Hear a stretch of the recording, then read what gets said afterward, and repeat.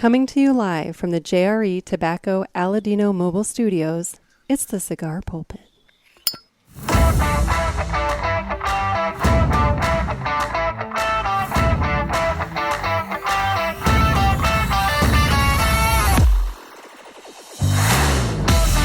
Hello, everybody, and welcome to another sermon from the Cigar Pulpit. I'm the Bishop of the Bird, Nick, and today I have listener Noah on the phone with me. How you doing, Noah? Good as ever, Nicholas. How are you? I'm awesome. And so today, you and I are going to be talking about something kind of in a little preparation, perhaps, for next year's Pulpit Fest, actually. So we're going to be talking about games that smokers can play. And so this year, at Pulpit Fest, we had the Long Ash contest that you did very, very well in. Yeah, some facsimile of me anyway. Yeah, the alternate Noah did really well, but whatever. The bottom line is, we played this game. You did really well, and I figured, you know what, I liked that aspect, and we were all joking about how long ash competitions should be part of the Olympics, because then it'd be cool, and people like us could actually win gold medals in the Olympics. And it got me thinking, and so I did some chat GPTing to come up with some more, and I'm gonna freely admit that I used the crutch of AI to come up with some of these, but when in doubt. But I sent you the full list of everything that ChatGPT gave me, and I figured you and I can parse through them and basically see if it's lame or cool or what we may think might come together to make like a Pulpit Cigar Olympics. Fair enough. Yeah. But first, we're going to smoke a cigar. And today, you and I are going to be smoking the Pulpit Parishioners 2023 pick for Cigar of the Year. We're going to be smoking the West Tampa Tobacco Red in the Toro size, and it's a 6x50 Toro featuring a Mexican San Andreas Maduro wrapper, Nicaraguan Condega binder, and fillers consisting of Nicaraguan Condega Viso, Esteli Viso, Esteli Ligero, and the cigar is medium in body, and apparently, just for the record, it is a 5 on the strengthometer. I actually agree with that. The 5? Mm-hmm. Okay. Well, then there we go. Then we have no problem. We have no arguments. An even 5. All right. Well, it is now time to cut the cigar, and the official cutting is brought to you by 2guyscigars.com. That's the number 2, guyscigars.com. 2 Guys have been around for 40 years, and they are the trusted name in the cigar industry. Everybody knows 2 Guys, but if you don't, please give them a try. You won't be sorry. Family owned and operated, 2guyscigars.com does the very best to provide a great selection, fair prices, and excellent customer service. Please go to 2guyscigars.com for your next cigar purchase. Tell them the Cigar Pulpit sent you. Put it in the little notes on your purchase there so that they know that I'm actually doing some work for them. And just remember, that's the number 2, guyscigars.com. And with that, it's time to go ahead and cut the cigar. So that is the reigning champ. It is. This is the reigning champion for the Pulpit Parishioners Cigar of the Year. So, and when do you start that for this next year? You rat bastard. I was thinking about that just the other day. And I'm like, boy, I'm going to have to start figuring that out here soon. It's getting far enough in the year. I need to actually be thinking about that. As luck would have it, I have been keeping a list as I go of my favorite cigars that I have smoked this year. They're new to me cigars anyway this year. Okay. So I got like a top 5 going. So well, there you go. I like lists and top 5s, and various rankings. It's fun to debate that shit, you know. Yeah. So it's fun to debate opinions. It is. It is. So for those of you in the YouTube, you are seeing that I am coming to you from the garage. It is storming like a motherfucker out there. So I'm in the garage. I have the door open. Lord knows how much smoke's actually going to go out that door. So we'll see. But aren't you just grateful that you're not in the mobile studios now? Yes. I mean, yes. I'm not in the tent. I'm not in a car, So, I mean, yeah, I'm good. But it is nice to have a home, especially one that I can, set up and be inside during a rainstorm and still fire up a cigar. Because ideally, who's going to tell me no? I mean, the old lady that has keys to your house. Oh, she doesn't have keys anymore. I got all those locks changed. Okay. Never mind that. Yeah, no, we're not having that fucking bosom buddies show that Ed was talking, or the odd couple thing that Ed was talking about. No. Me and the old lady, we're not crashing together. So that would be a good. That sounds like a chat GPT sitcom. Nick and the old lady. Mm-hmm. I just wake up to the smell of like waffles being made. I'm like, what is that? I didn't fucking make waffles. And it's like, it's the creepy old lady who broke into your house. Surprise! I'd watch it. I'm sure you would. So, all right, let's fire up the cigar. And while we do so, let's go ahead and play the greatest commercial that you've ever heard.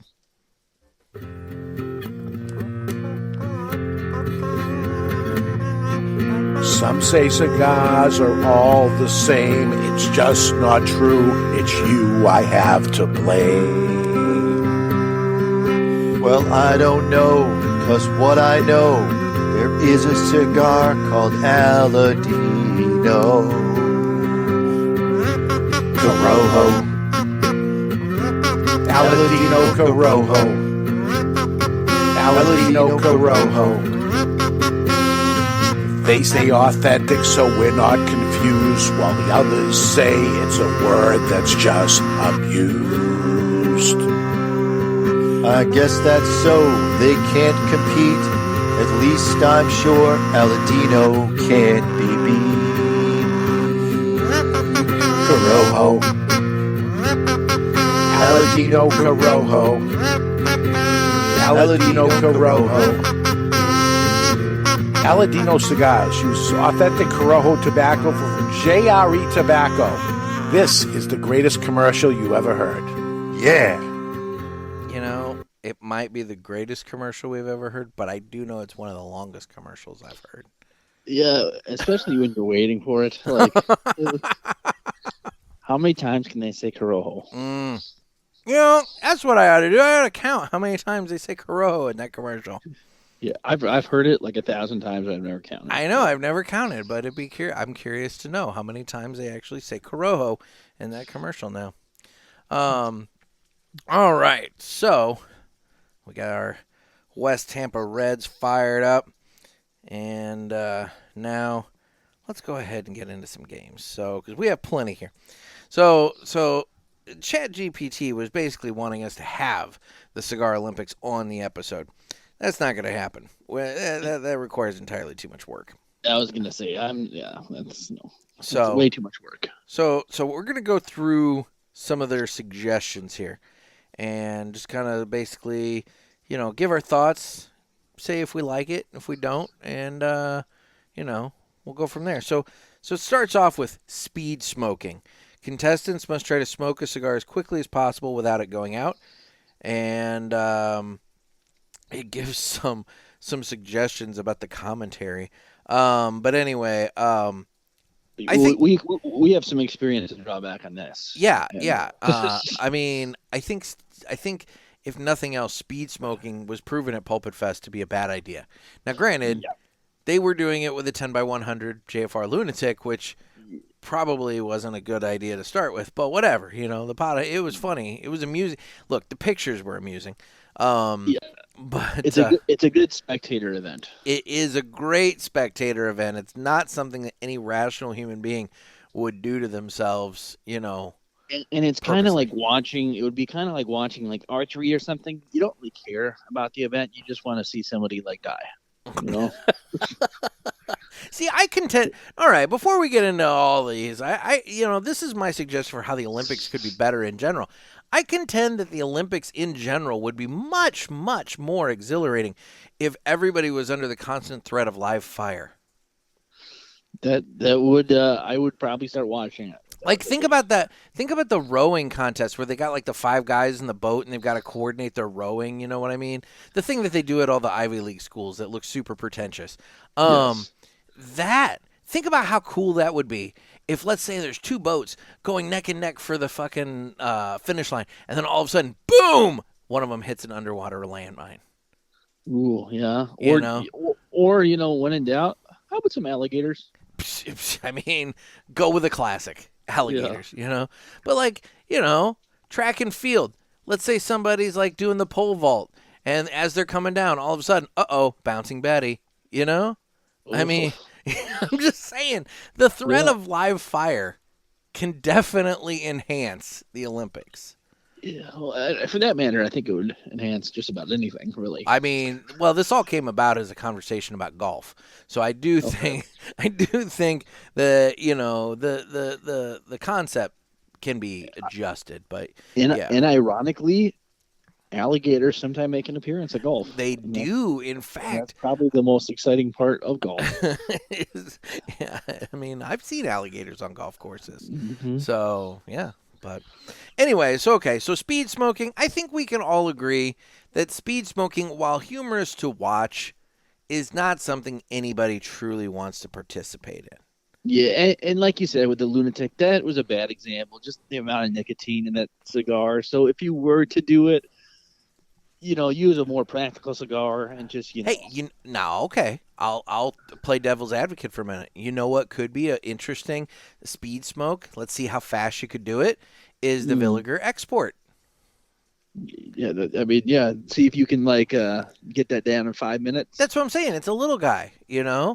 and that's not something that anybody's going to probably throw up on. Oh, I would hope not. I wouldn't think so. I think I was going to say are we doing performance enhancing drugs in this one? I mean, I was going to say, even with the nicotine patch, I think you're going to be fine not throwing up. Yeah, I think that one you're probably okay. Yeah. Yeah. I mean, I'm not necessarily gonna test anybody's pee, so whatever. But fair enough. Yeah. So next up on the list is the long ash standing contest, and that's the one we did at Pulpit Fest. That's a pretty good standby. That's your standard cigar event. Yeah. That actually, I mean, for what it's worth, it takes a fair amount of skill, as much as any of these do. And there are a lot of factors to consider. Like when we did it, we were out with the wind and the rain, yep, and the ring gauge and all these different variables. So maybe skill's the bad word, but strategy might be a better word. I still am shocked at your strategy to hold the cigar horizontally instead of vertically, because everybody else was smoking straight up. Yeah. You were holding it, horizontal, and the lean on that ash was harsh, but it held together. It held together, yeah. And I would occasionally turn it up, but yeah, the most, I'd say 75% of it was horizontal. Yeah. So I was intrigued by your decision to do that. And the guy who won, I'm drawing a blank of his name. Hank. Yeah, but he was the fucking biggest winner of the whole weekend. It turned out. I know. That was. He had a good time at Pulpit Fest. Let's put it that way. He sure did. Man, he should have bought some lottery tickets or something. If he didn't, then he's a fool. But yeah, exactly. Hank the man. So next up on the list, blindfold cigar cutting. Competitors are blindfolded and must cut the cap of their cigar as neatly as possible. That's I have never heard of that, and I've been to different cigar events and lounges and stuff where you do the standard, but I've never heard of this one. I'm kind of surprised nobody's ever thought of that. I know, and I can say, without a shadow of doubt, I would do horrible in this event. Oh, I would do. Yeah, pathetic. I mean, just and you'd have to make it nice and even with a just regular guillotine cutter, because I have my Calibri SV that has the kind of the guards in it to where it's almost like a built-in perfect cutter.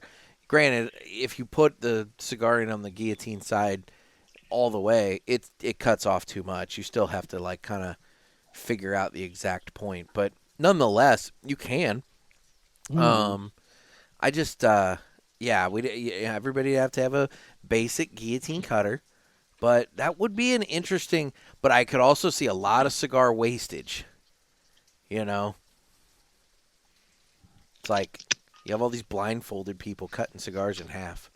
Yeah, and a moil would be like a arena for that event. Oh, he just comes in and just starts schooling everybody.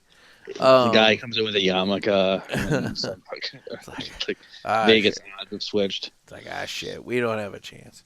Yeah. Now, okay, so the chat GPDs. So, okay, if this is an Olympics, do you have to like? Is this? What am I trying to say? So, do you have to place at one event to go to the next? Are these all done in a day? Like, what do we? I don't know. I mean, that's the thing. Like, if we're talking Olympics, maybe you have a contest that you're best at, and like you only play in that. But I would think that this is these are all contests that theoretically anybody could play in. I mean, like you're not going to put Michael Phelps into the shot put competition, for example. Right. But I feel like both you and I could both compete in a long ash and a blind cutting competition. Yes. I would not do well, but I would, I think probably. I think the way to look at it is you're representing yourself as a country, and so you're going for medal count. I think the way we would have to look at it, we'd have to have medals for all of these competitions, and designate the gold, silver, and bronze. And at the end of it, the overall giant winner of the Cigar Olympics would be who has collected the most amount of like gold medals. Okay. I think that's the way to look at it. Yeah, that's a play, I think, yeah. I think so. So, next up after blindfolded cigar cutting, there is, and this is where we start getting into weird stuff, we have precision puffing. Each competitor is tasked with taking the perfect puff that produces the most elegant smoke rings or largest puff cloud. Now, I can't do a cigar ring or a smoke ring. Okay. So realistically, any contest that's going to require smoke rings, like I'm out. I'm not screwing with that. I can do it, but it's one of those things like, okay, I'll do it. And then I'll be like, okay, if I'm around somebody, all right, check this out. And I'll go do it, and I can never do it again. Mm-hmm. Just right, you know what I mean? So it's kind of like if you ever get like a peanut or something, and you throw it in the air and catch it in your mouth. Yeah, and then you try to do it again, and you can never do it. Yeah. That's what like smoke rings are for me. I also kind of feel like the largest smoke cloud, I think, well, I don't know if anybody, like, I don't know if a bigger person would have an advantage over a smaller person because maybe lung size would be, I don't know if that's the case. But I just kind of feel like, I don't know if that's necessary. And how do you judge that? How do you say, like, oh, that's a bigger smoke cloud than that guy? I mean.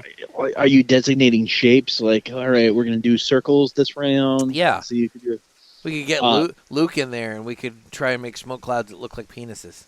Yes, exactly. Yeah, or you get like a Pepe Le Pew in there. Remember how you used to like blow hearts? There you go. Mm-hmm. I don't know. I personally think a smoke ring would be easier than blowing a heart, but maybe. I don't know. I mean, that would be badass if you could blow a heart. It would be pretty badass.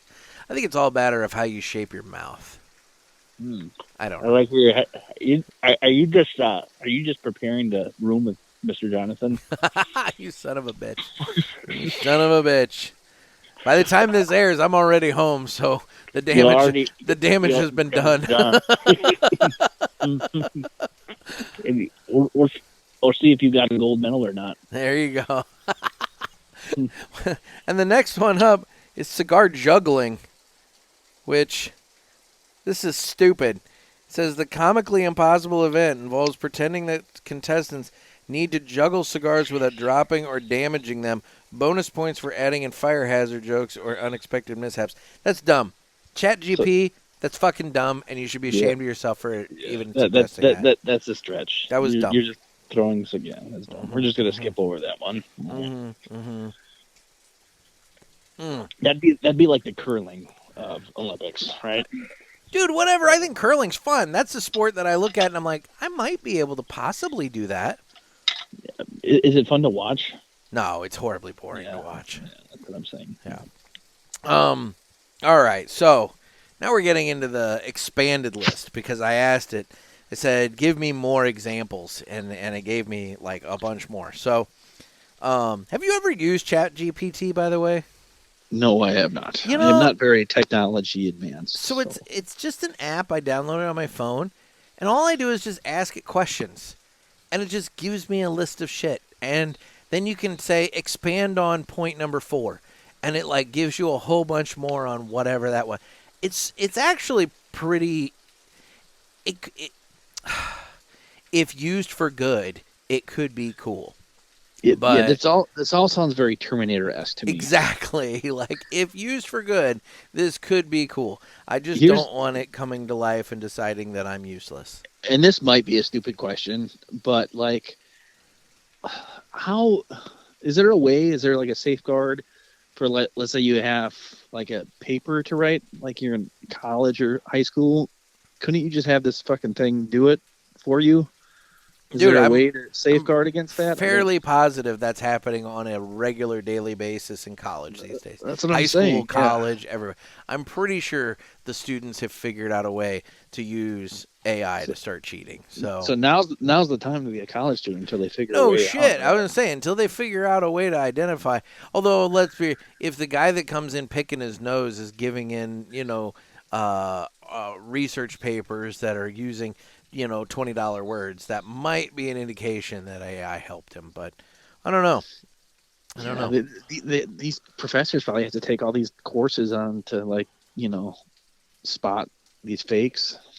It's a whole new challenge. I know. It is a whole new challenge. Well, it's also it's the continuing dumbing down of our race. I mean, we have just our species. We have just found ways to make things convenient and easy, but all it does is just dumb us down further and further. But we're turning into that movie. Idiocracy. Yeah, and the funny part of that, as I say that, I look down and I'm wearing Crocs. So. Well, there you go. Do you have a Gatorade? Not on me. I have a bubbly. That was close. There you go. All right. So the next one I have fundamental issues with, but we'll talk about that in a minute. So the next one is a cigar relay race. Teams of 2 or more smokers pass a lit cigar to each other without letting it go out or drop ash. The key here is the humorous commentary about how carefully they handle the cigar handoff, blah, blah, blah, blah, blah. Penalties for ash spills, relighting, and mishaps. Add twists like having to run short distances or distractions like loud music or fans blowing. I will not smoke a cigar that somebody else has taken a puff on. And I will not give somebody my cigar and be like, hey, you want to try my cigar? And like give them a puff and then take it back. That's fucking gross and I won't do it. I would agree unless this is like a co-ed Olympics. Well, okay. If it is like somebody that I'm swapping spit with on the regular, then that's one thing. But realistic, but like you and me, dude, I like you. I'm not fucking smoking your cigar. Especially if you're doing physical activity and you're going to have like sweat on it. Right. There's a lot of flaws. There's a lot of flaws in this event there, ChatGPT. Yeah, no, I am not sharing my cigar with anybody.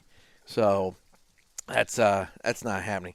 The next one they say is a smoke ring accuracy challenge. I think we've covered our thoughts on smoke rings. Mm-hmm. So no, I'm passing that right there. Now the next one, this is one that the guys on the Cigar Authority have talked about. They call it ashketball, but it's an ash toss. Competitors must flick or tap their ash into a target placed a distance away, like a miniature hoop or small bucket. Points are awarded for accuracy and ash size. So I like that idea. Yeah, it's what's that game you used to play with the you used to flick the paper and you used to fold the paper and into the touchdown thing. Paper football. Paper. What's the fancier name for it? I didn't know there was a fancier name for it. I don't know either. I thought that was like a regional thing. Okay, no, I knew it was paper football. So yeah, okay. Yeah, but I think that could be fun, and that's one I could get behind, and I do that just sometimes sitting on my patio. It's like I try to do like distance. Like how far can I get the ash to fly? So I don't know. I think that it's not the worst event that's been listed. So no, by far not. By far not. The next one might be. Oh my God, the next one, the Cigar Balancing Act. Smokers must balance a lit cigar on their lip or chin without dropping it. This can be paired with funny tasks like walking across a narrow beam or answering tricky trivia questions while holding their balance. Yeah, so it's not in your mouth. It's like on top. It's like on your lip or chin. It's a lit fucking cigar balancing on your lip or chin. That is a horrible idea. Yeah, that's so bad, so bad. You know what? This is where AI has failed us. No, you know what this is? This is AI trying to get us to hurt ourselves. Yeah, we will create events, and the race will extinguish itself. They will do themselves in. Oh my God. Yeah, that's okay. I mean, I was kind of on board, but like, if you're holding it with your teeth and you're asked to do shit, I mean, there could be some intrigue there, Yeah, but you like do different tasks trying to hold it in your mouth. But on your lip or chin? Yeah. This is asking for burns. This is asking for facial burns, for God's sakes. This is asking for a ruined cigar at the very least. Yeah, for sure. So so far out of however many, I think 9 out of 9 that we've done, I think we only are truly on board with the long ash and the ashket ball. I will say I was intrigued by the blind. Oh, that's right, the blind cutting. You're right. Okay, so 3 out of 9. We're not batting a great average here. So we have a triathlon so far. This is true.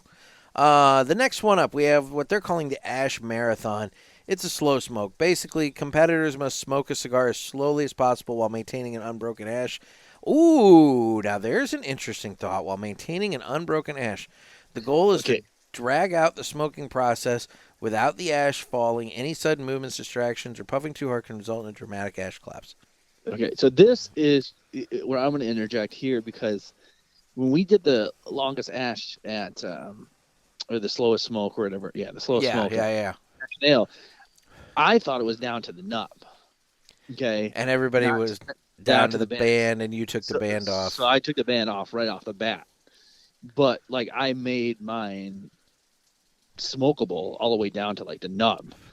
But I took the band off right away because I was like, this is going to interfere with the smoking. So okay, well, so that's yeah. And that's more of an issue of me not being able to follow direction, but well, as far as a slow smoker, I think it should be down to the least smokable part. The least smokable part. Yeah. So basically, you're keeping it lit all the way down to the nub. Okay. Okay. So. No, I can get behind that. Yeah. I don't know. It's an all right competition. The problem with it is it takes so long. Like it brings the event to a freaking screaming standstill. Yeah, and especially when you're doing like a pulpit fest or a type of an event, you really gotta be strategic about when you're placing that. Mm-hmm, and now if you're talking about an Olympic sport, you're like, okay, we're gonna watch these assholes for an hour and a half. Yeah, this is the thing that you turn into at like 3 a.m, and it's playing on like the fucking like. The shitty NBC channel that nobody watches. Yeah, and NBC3. Watch this Bulgarian. This Bulgarian smoke. Dude, you just got to go straight to Peacock. We're not even fucking putting this on TV. You just got to go straight to Peacock. You stream this son of a bitch. You're streaming this at 3 a.m. if you care. Mm-hmm. Yeah, exactly. All right, so next up we have now this is an interesting one. It's difficult, but it's the cigar identification blind taste test. Participants are blindfolded. Participants are blindfolded and asked to identify different cigars just by puffing them, smelling the wrapper, feeling the texture. The real challenge would be making the guess as funny and absurd as possible. That's stupid. No, Yeah. I'm with you up until. Yeah, I don't need to do any of that bullshit. But anyway, so basically, blindfold. You give them some cigars and you tell them identify these. Now I like that. As a cigar smoker, I like that idea a lot. That could be fun. I think that, and that's another one. Like, why hasn't anybody thought of that? To do it at like an event or something. That's a great idea. And it's one of those things where, like, I think I would do really good, but I've never really done it either, so I would probably suck at it. You know what I mean? I'll tell you, as somebody who's doing that, the stars or the boners reviews, there's been a few cigars that have come through that I've gotten, and I've been like, boy, this smoke's really familiar. Like, this seems really, really familiar. And but I've never once actually gotten it correct. Like, what I thought it was, like, is not what I thought it was. It's amazing. And I mean, for somebody that aced that cereal challenge, you're all about the blind taste test. But yeah, like, I feel pretty confident that I can identify the country, and I think I would do fairly well. But yeah, it's one of those things where it's like, boy, I feel like, I don't know. Maybe if I'm giving puros, I might be able to pull off the country identification. I don't know, though, with all the blends and everything going on these days, it's kind of hard to determine that even sometimes. But I don't know. This event definitely making the Olympics. All right. It's a great event. I like that one. And also, it's a good, I mean, that's going to narrow the field. I mean, you'd have to be a cigar smoker to compete in this event. You ain't getting any blind luck, you know. Mm-hmm. Yeah, you're not just, I just have a long ash and look at me. Mm-hmm. Yeah, exactly. Yeah, because Alicia's probably smoked, my wife, she's probably smoked, like, I don't know, 5 cigars in her life up until Pulpit Fest. And she took, like, 4th place or whatever it was in the slow smoke. Well, then there you go, you know. I mean, she had what it took for that event, at least. Yeah, I mean, she is very competitive, so there's that. Oh, well, there you go. All right, so next up we have synchronized puffing. Teams of 2 or more smokers must puff their cigars in unison to create synchronized clouds of smoke. Think of it as synchronized swimming, where the goal is for their puffs to happen at the same time in the same direction to form patterns in the air. Okay, this sounds awful gay, although not to mention the fact it's like super easy. Like if you and I are sitting there, I'm looking at you and I just go 1, 2, 3, and then let go. You know, it's like, it would be awesome if I could make like a penis smoke come out. That'd be awesome. Ooh, now see, this is where the synchronized puffing could work. Get 3 guys. One guy does a big line of smoke real quick, throws his head back as he's puffing it out, and the other 2 guys just do quick bursts to make the balls. Oh yes. Now you're onto something. And now Luke has his penis cloud. Yeah, yes. Now you're onto something. Oh, all right. The guy from San Francisco would get the gold in that one. For a split second, I was like, "What guy from San Francisco?" But I'm like, "Oh wait, I know. You're just talking generally." Yes. All right. So next we have the Cigar Trivia Decathlon. Rapid-fire trivia segment where contestants must answer increasingly ridiculous and obscure cigar-related questions. For example, in what year was the first cigar smoked on the moon? Which, I mean, there was no cigar smoked on the moon. It literally says fictional. That would be ridiculous. It literally says fictional answer, 1969 during a secret NASA celebration. Yeah, no, cigar trivia is one thing. Making up shit is another thing. So yeah, it might have potential. I would like to do like cigar trivia combined with something like you have to do some other mundane task while being hit with trivia to that sort of thing. Yeah, to where you have to like, think, but then also now you mix that with the long ash. Yeah, there you go. That's possible. This next one feels like fucking, now we're starting to get the goddamn like jigsaw coming up with ideas here. The little puppet from the Saw movies. 'Cause Yeah. it's the smoke escape. Contestants are placed in a smoke-filled room and must find their way out while continuing to enjoy their cigar.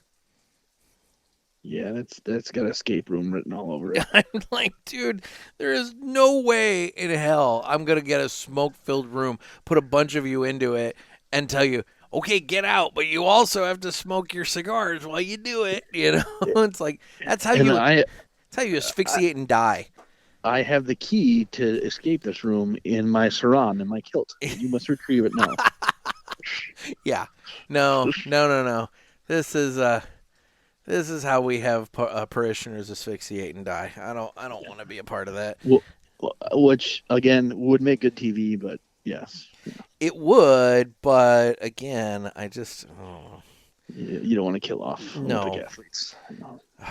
And we got another stupid one here.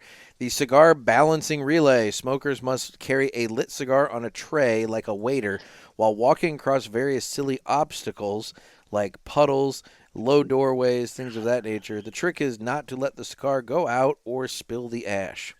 I'm surprised it took this long for them to come up with that one. Like, that seems so like dumb. that. What is it? Egg toss, or not egg toss, but like where you, what is that stupid thing that you see people do where they have to like transfer the egg?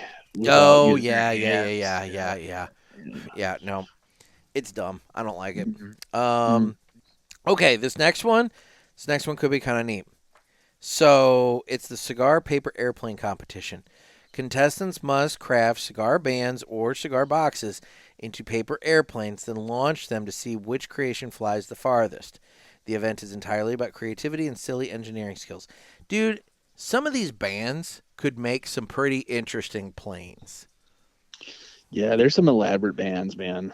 On the flip side, though, I have fat hot dog fingers, and we're talking about little cigar bands with little folds in order to make those planes.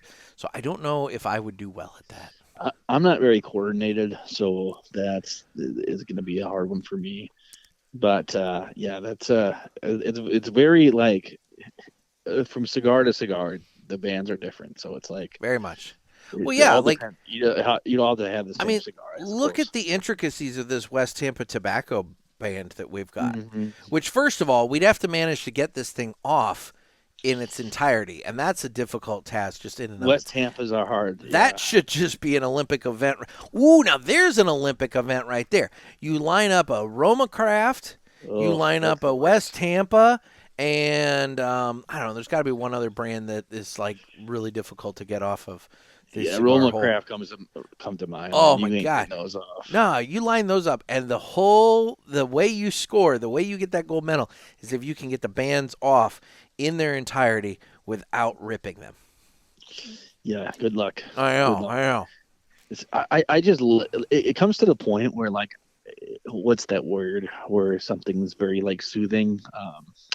ASMR. Yeah, it's almost when I get a smooth one with just like a Perdomo or something that requires no effort, it's like soothing to me. Oh, I get it. It just comes right off so evenly. Yep, I get it. Although I will say the West Tampa, the last one of these that I had, I was able to actually slide it off. Yeah, the key, I think, as a general rule of thumb, is to not do it too early. Just allow the wrapper to heat up, kind of loosen up that pectin. That seems to be the best. But it still doesn't work for shit on Aroma Craft. No. And it's not the colored band, it's the white underband. Yeah.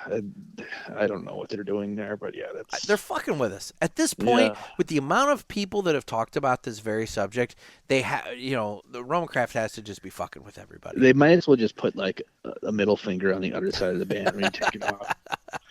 Have fun with this, fucker. Okay, so we have one more suggestion here, and boy, I don't know about this. So it's called the Smoke Sprint, a quick time challenge where participants must see how quickly they can light, puff, and get a good thick cloud of smoke going. It's a race against time, blah, blah, blah, blah, blah. Obstacles include tricky lighters, windy conditions, and distractions. So basically, how quickly can you cut light and get a nice thick puff of smoke going? Okay. Yeah, it's pretty basic. I got to be honest, and I mean, it's kind of a hard task, especially for an internet mind to come up with. But a lot of these are seem repetitive. Yeah. So, Well, I mean, let's be real. It's cigars. yeah. I mean, It's you know, impressive they get that many. yeah. But I don't really know quite what I was expecting from this. But, it gave us something to talk about for 40 minutes, so we got that going. So who what makes the cut? What's our final? Okay, so I think our final lineup would be, I like the cigar paper airplane competition. I think that's something that could be fun. I don't know if I'd be good at it, but I think it could be fun. So we have what about like slash origami? Oh, now see, you know what? I like it. So it could be paper airplanes. Although origami, you're not throwing the freaking crane. But you're just if you can make it a projectile or a nice design. Okay, I'm willing to do with that. So we have the folding, the band folding competition. Okay. The cigar identification blind taste test. Yeah, I like that one. I think that one's a good one. We have the ash toss. Okay. We have the blindfolded cigar cutting. Mm-hmm. And we have the longest ash contest. Yeah, I think that's. I mean, I'd watch that. I'd watch and or participate. Yeah, in these events. I think that's a solid grouping. I don't think you need much more than that. Can you think of any you would like to add? Any events? Oh, any events that I'd like to add? Putting you on the spot here. Not particularly. I mean, how about this? You get like, let's say, 5 real strong cigars that go up in strength level, and you have to retrohale all of them. The first, it's like an elimination thing. The first one to cough or something. Okay. For retrohaling. Yeah, okay. Last man standing type of thing. Last man standing on the retrohale. Okay. I could get behind that idea. Just as a way to like cut the weak from the strong. Although I'm probably going to get cut pretty early, considering everybody knows how I retrohale. Like any other Olympic event, you got to be training. True. Mm-hmm. Mm-hmm. You don't just get up and run the marathon. You got to practice. You got to train. on cue. Oh God. I mean, you knew I was gonna scratch out of that. You knew I was gonna do it. Yeah, I set you up. I know you did. It's okay. I bit and took that hook, line, and sinker. I took it, and yeah. Speaking of which, how are you liking your West Tampa Red? I do like it. I'm about halfway on it, and it's. I go back between the red and the black. I think that's pretty common. I do too. I don't feel like there's a ton of difference. No. I find the red to be a little more nuanced and balanced. Mm-hmm. The black a little stronger and more earthy. So it's honestly it's kind of what I'm in the mood for. Yeah, really. But both real good cigars. I enjoy it. And I will say, smoking it now, you're right. Cigar Authority's solid 5. Solid 5 on the strength. It's a nice solid medium. No decimals needed on this one. Not on this one.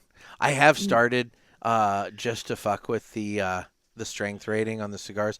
I have started with the most recent stars review I sent in. So I've only done it once, but I'm going to continue to do it. I've started adding decimals to my strength rating.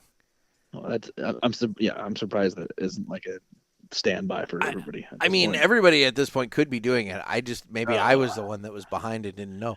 You probably, because it's not like we're all communicating amongst ourselves or anything. But yeah, I started doing it because I figured, they get however many of us, they get our strength ratings and they average them up. So it typically comes out to a decimal anyway.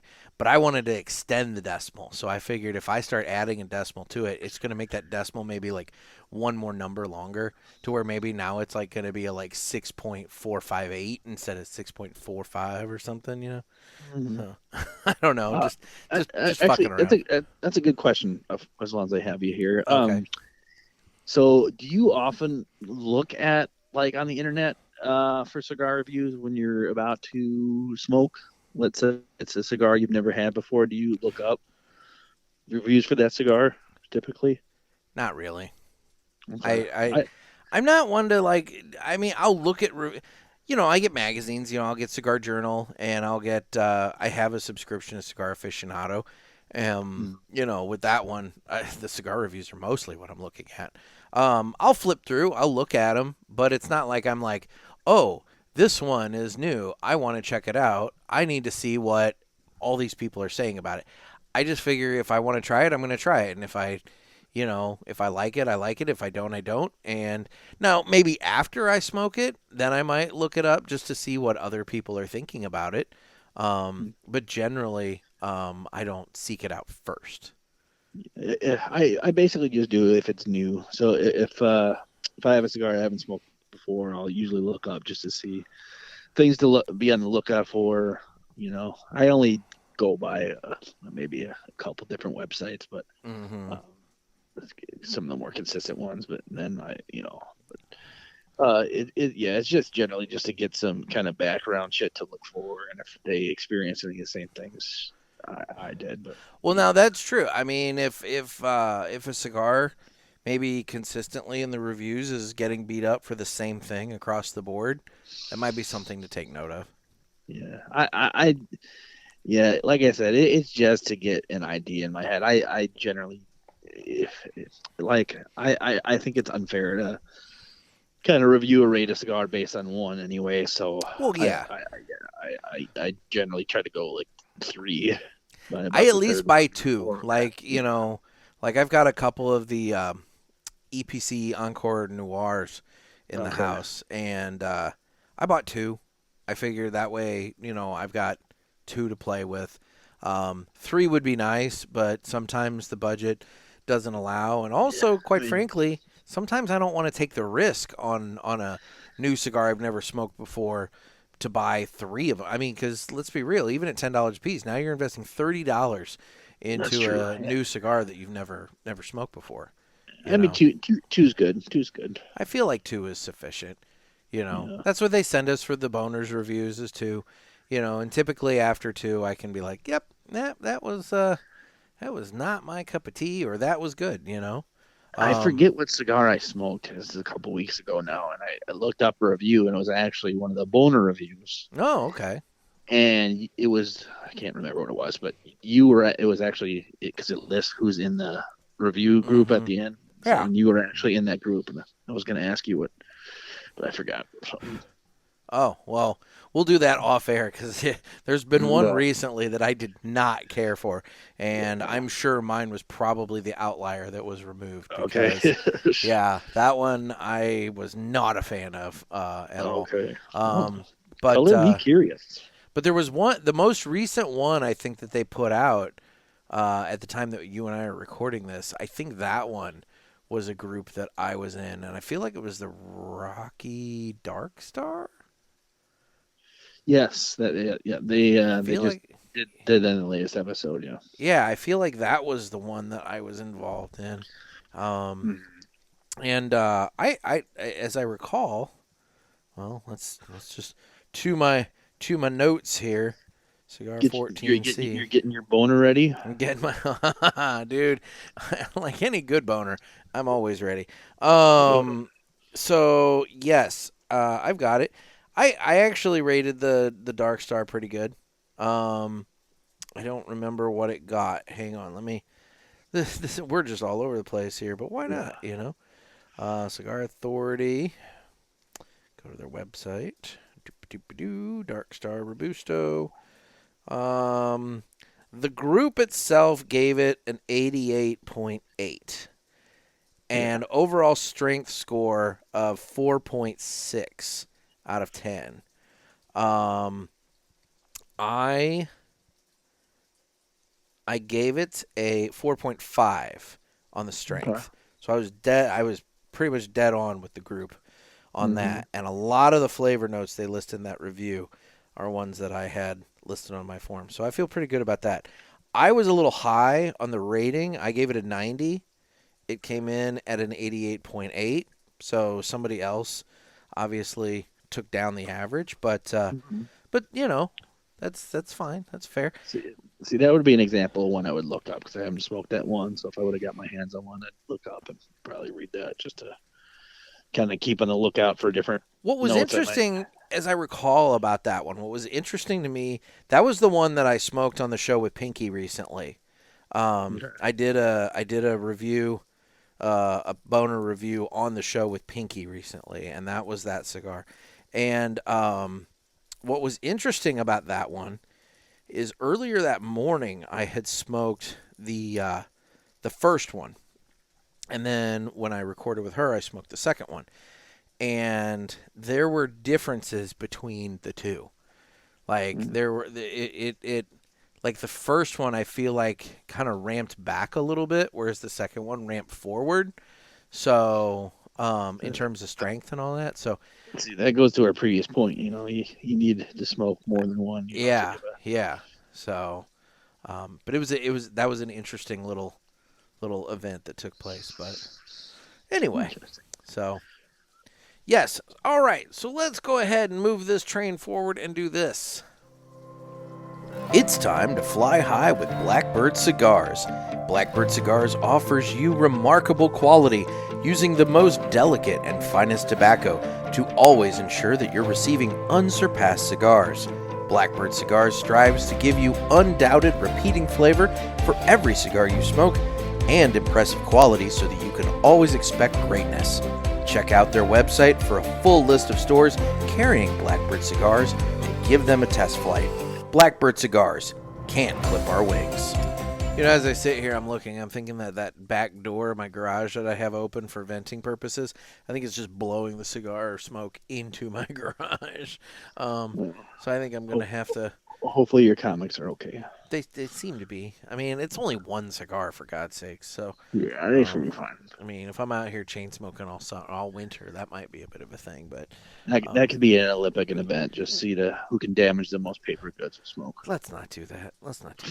So, anyway, so let's do the Blackbird segment. So today we're going to talk about Victor Espinoza.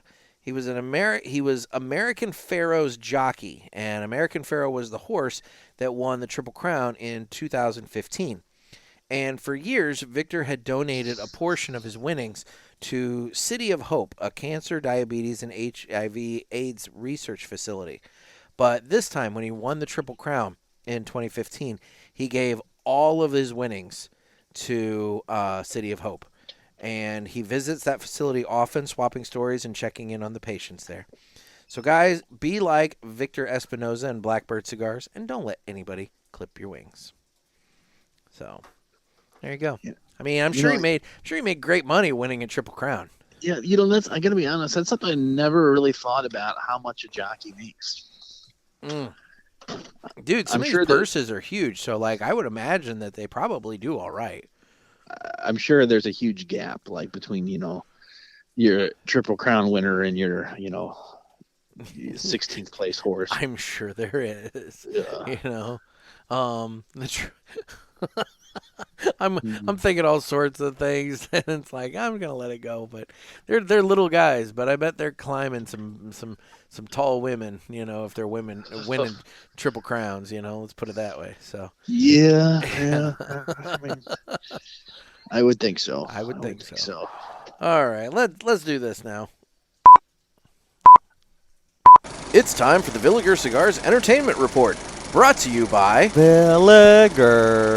Villiger Cigars, one of the leading cigar and cigarillo manufacturers in the world, founded in 1888 and still family-owned and operated.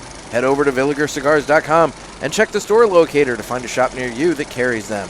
We guarantee that Villiger Cigars will be a wonderful addition to your humidor and cigar rotation. So what you been watching lately, buddy? I actually have a lot of ammunition for this segment. Thank God, because I got nothing. I've been getting ready for the trip and this and that. I figured as much. You were a busy boy. Oh, yeah. No, thank God. Okay. So what do you got? All right. I'm going to start in chronological order here. Okay. All right. So I think I texted you this a while ago, but I got the name wrong. I don't know if this is a subtitle. Yes, you did. Or where I got this name, but I can't, and I still can't remember the name. It's something like the Sinner and the Savior or something. I took it as Dear Jesus. I don't know where I got Dear Jesus. I was going to say, you sent it to me as Dear Jesus, and I'm like, okay. So I don't know if that's a subtitle or whatever, but anyway. And I'm trying to remember where it's on too. I want to say it was Hulu or something like that. Okay. But the premises is it's a documentary. And it's like 4 or 5 parts or something like that. And basically what it's about is this just dirtbag, creepy serial killer who was one of the most prolific serial killers, but they didn't know about it because he was just this creepy weirdo, and they only found him guilty in a couple murders or whatever. Yeah. But he gets celled with this guy, like this old biker, who was also a convicted murderer. Okay. But his was like justifiable. It was like self-defense or something. I don't know. He's the good guy in this scenario. Okay. He's all like scraggly. He's got like a big beard. He's like a former biker or whatever. So this deranged serial killer thinks that he is Jesus. Oh. And so he confesses these crimes to his cellmate, thinking he's Jesus. Oh my God. And these are crimes that are like they didn't know is like these missing people reports. And he's talking about like I want to say there's like 50 unsolved cases of like these girls he murdered across the country. Basically, he was in the Navy, and like every port he would stop and he'd kill a kid, basically. Oh my God. And this guy, his cellmate, Jesus, is disgusted by him. And in some cases, he won't, he'll start talking about it, but then he'll stop. So then this guy is just literally beating the shit out of him in his cell. And he's like, you're supposed to be a man of peace, Jesus.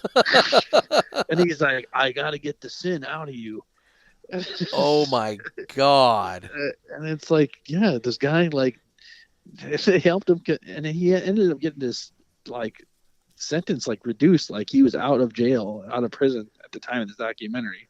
He was originally a life sentence, but he only served like 20 years because this guy admitted all these crimes through this guy's help by basically beating the shit out of his cellmate. So okay, well, it's an interesting watch. Okay, all right, well. Like you're rooting for a fucking murderer beating the shit out of a guy. Yeah, but it sounds like you're rooting for the lesser of the two evil murderers. You certainly are. Yeah. All right. Well, So that was an interesting watch. So we don't know the name of it, but we know it is Dear Jesus. Yeah, so. it's got a really, honest to God, like Dear Jesus, way better title from what it actually is. It's called something like The Savior and the something. I don't know. Dear Jesus is all I can remember. Okay. And then, so we're entering like a scary time of year. Yes, we are. So there's a lot of stuff. So if you ever watched the Evan Peters Dahmer documentary, I have not. That's one that, to be honest, like when it came out, it was really popular, and I just, I couldn't pull myself to do that. Well, I mean, Evan Peters did a really good job, and Dahmer's from Wisconsin, so you have to watch it. Oh, okay. But anyway, so that was the first season. Well, they just came out with the second season. There's another season? Yeah, but it's a different. It's called Monster. So the first season was Dahmer. This season is about the Menendez brothers. Oh, okay. And it's good, but like the problem I have with the Menendez brothers is, at least the way this one is starting, is like the first episode starts with them murdering their parents. That's kind of the big deal. Exactly. Yeah. So everything. So now it's like it's mostly like trials now, and like did their parents deserve it, and that sort of thing. And much like the Dahmer one, Evan Peters did a really good job. Well, in this one, the abusive dad, is played by that dude from I can't think of his name. He plays a really good villain. He was in No Country for Old Men as the villain, Javier or something. Okay. You know what I'm talking about? I don't know. You never saw No Country for Old Men? I did not. No. Okay. Yeah. So he's the villain in that, and he's really good in that, and it's that same kind of energy. So he's really good in it. But it's just, I don't know why they would pick him and then his brothers follow him in the Dahmer, because that one was so good, and it feels it's like a tough act to follow. Well, it is, but I also feel like you're going from somebody who killed a bunch of people to like two guys who killed what, 2 people? Yeah. It's like, really? And they're making it seem like it was kind of justified, like yeah. I don't know.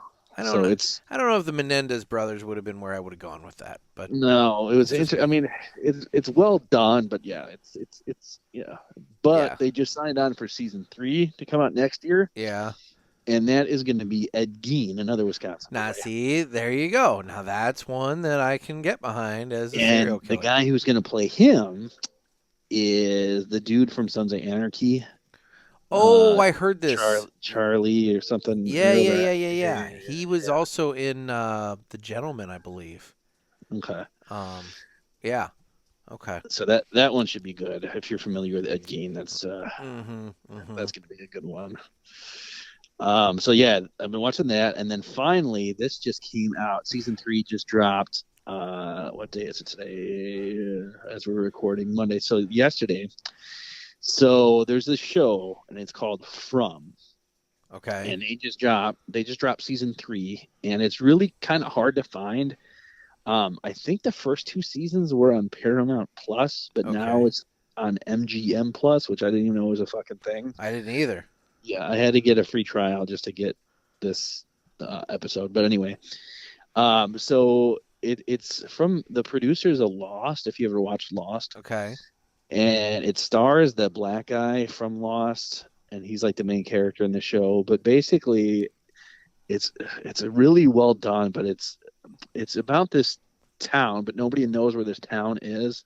And all these people from all different areas in the country just wind up in this town. They don't know how they got there, and they can't escape. Yeah. And it's like a normal town, except when it gets dark, these monsters come out and try to kill you. Oh, Jesus. Except they're not like monsters. They are monsters, but they look like normal people. Yeah. But they're in like just classically like creepy like costumes, like a cowboy or like a milkman. And they can't enter, so they lock themselves up in the house, and they put like these talismen, and so they can't enter any house until they're like invited in, or they don't put a talisman in, and then they murder them. And it's just like this psychological thing of like, I mean, and now they're running out of food and everything, but it's one of those shows where you just get like hooked from the first episode on. But it's really well done. So From. Yeah, it's called From. So they just started season 3 yesterday. Okay. All right. Mm-hmm. Well, cool. All right. Well, that's what I've been watching. I have had Storybots all weekend, and I really haven't had time to watch much of anything on my own. So no, this is good. I appreciate you having stuff, because otherwise this was going to be a fairly lame. Did you say you saw? I don't know if you've already covered this, but did you say you saw the new Beetlejuice? I did. Did you talk about that on a pod? Briefly. I think I probably did, but I liked it, not as much as the first one, but more than I thought I was going to. Mm-hmm. Did you see it? No, I haven't, but that's kind of what I've been hearing. Like, it's good, but not as good as the original. It's not as good as the original, but that's basically as good a compliment as you can give any remakes these days. It's like, it's good, it's not as good as the original. I feel like it had a little bit too much going on. There are at least 3 different major plot lines that I can think of off the top of my head. So you have kind of a lot going on. Additionally, you kind of get a little, I don't know, you get a little bogged down in some of the old stuff. Like they did, I think, a decent job of trying to honor the old movie without like remaking the old movie. If that follows, because I feel like Ghostbusters, is it kind of like that? Yes, and because sometimes I feel like there's movies where they shoehorn in so much old stuff as Easter eggs. Like, see, fans, we love this, and it basically almost feels like they're just remaking the original instead of making a new movie with new stuff. But I will say the guy who played the Dietz father, he was also the principal in Ferris Bueller and whatever. I know what he looks like. So he's a big old pedophile, like in real life. And really? Yeah, he looks like the type. Oh yeah, he got into some big trouble. And but they included him, but they didn't include him, if that makes sense. So like his character's in the movie, but he himself is not. They did recast him technically, but like they didn't really. Like it's so hard to explain without giving it away. But all I'll say is they managed to include him in the movie while at the same time simultaneously giving a giant middle finger to that actor. I was gonna say they should have made the character a child molester. Well, they didn't, but it was great the way they handled it, because it's like they didn't ignore it, and he actually is pretty like important to the plot because that's why they're back at the house. But anyway, but at the same time, like it's the way they did it was just like, holy shit, this is awesome. So I'll give them credit for that. Fair enough. I'll have to check that out when it comes out. If I had a drive-in, that's where I saw it. I saw it at the drive-in. It was a double feature of that with the second movie was that Trap. The M. Night Shyamalan, which I'd already seen that, so I just tuned my radio to the other screen and I watched the second Twister movie. Which I saw the second Twister. Which let's talk about a movie that basically was just a remake of the original. Yeah, Twisters was essentially Twister just with new people. So it was what it was. But well, let's hit the socials here because I'm worried about the battery life on my iPad for the video here. Okay. So I am on Instagram at the Cigar Pulpit. I'm on Facebook where we have the Pulpit Parishioners group, Twitter/X, and YouTube where you can watch this and you can see the mess that is my garage. And then also I do need your calls for Ask the Boys or Ask the Pulpit. Area code 863-874-0000. Next episode up will be my recap of the New England Cigar Expo. And so if you're interested in that trip, that'll be on Friday, October the 4th. And Noah, where can everybody follow you? Mostly on Instagram at Mr. Zalesnik. Okay. Cigars and Snakes. Cigars and Snakes. There you go. Well, dude, I appreciate you taking the time out tonight. My pleasure. I think we have something to pitch Peacock here for the 4 years. I agree. I think if nothing else, I think if ESPN would get off their lazy asses and actually start the Ocho as a legitimate real channel and not just like something fun to do every once in a while, I think cigar smoking competitions on that would go over really, really well. I've seen more ridiculous things on that very network. That's what I'm fucking saying. I mean, for God's sakes, back in the day, ESPN2 used to have Magic the Gathering tournaments. I mean, there you go. I think we can have some cigar smoking competitions. If they can have Magic the Gathering tournaments, I think we can have some cigar smoking tournaments. It's only fair. I think so. Anyway, well, guys, I appreciate you listening. This has been another sermon from the Cigar Pulpit. I'm Nick. I'm Noah. Everybody stay safe and stay smoky.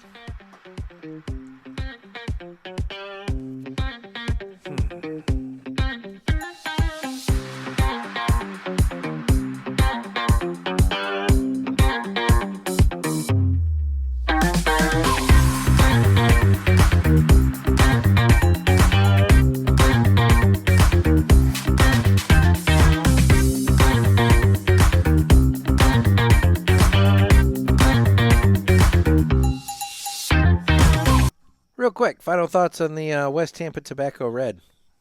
Good Nicaraguan smoke. I dig it. I dig it as well. Like I said earlier, solid 5. That matches perfectly with this cigar. In general, it's a great, nice, flavorful, smooth cigar. I'm enjoying it. So. Yeah, and I just thought of another cigar event. Oh, what's that? All right, so you're lined up with a bunch of men naked from the waist down, and they're all holding a cigar by their thighs, and you're blindfolded, and you have to pick out the cigar. Dear God! I'm just saying this is going to be good preparation for you when you're rooming with Mr. Jonathan. Oh, you son of a bitch! You son of a bitch! Later, guys. Later.